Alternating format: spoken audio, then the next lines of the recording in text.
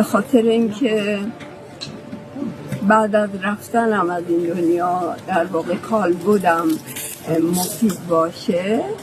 آناتومی دانشگاه تهران کالبدم رو هدیه کردم که مشقی باشه برای بچه‌هایی که تو مسیر پزشکی دارن تحصیل میکنن.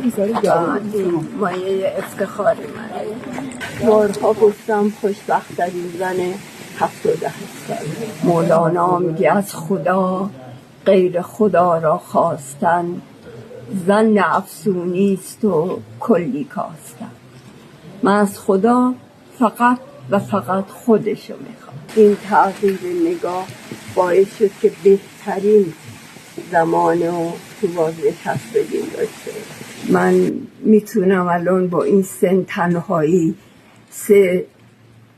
2:30 صبح میدون درکه باشم و آروم آروم برم. الان اگر تنها زندگی میکنم و با سن بالا و این قدرت درونم و بهش واقف هستم، این ثمرات این چندین و چند سال کوهنوردی. یکی از هدایای این و مسیر و در واقع کوهنوردی و این مسیر اینه که من بسیار بسیار ارتباطات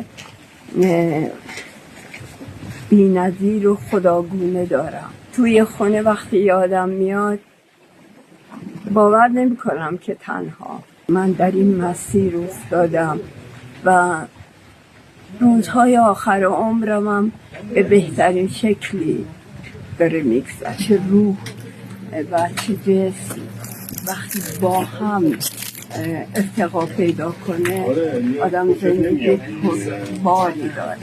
دوران بازنشستگی دوران طلاییه، یعنی با تجربه با نگاه بهتر میتونه بهترین زمان زندگی آدم باشه.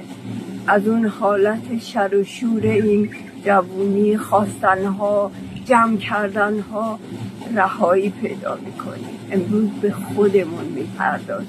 مولانا، مثل حافظ، مثل سعدی، اینا چراغ‌های پرنور و ارزشمندی برای همه ماها میتونه باشه، ولی ما قدر بزرگانمون رو نمیدونیم متاسفانه. من دارم زندگیمو شاید 90% از زندگیمو با مطالعه با مولانا میگذرونم و بهترین مانوس من، بهترین در واقع زمان منه از نوجوانی.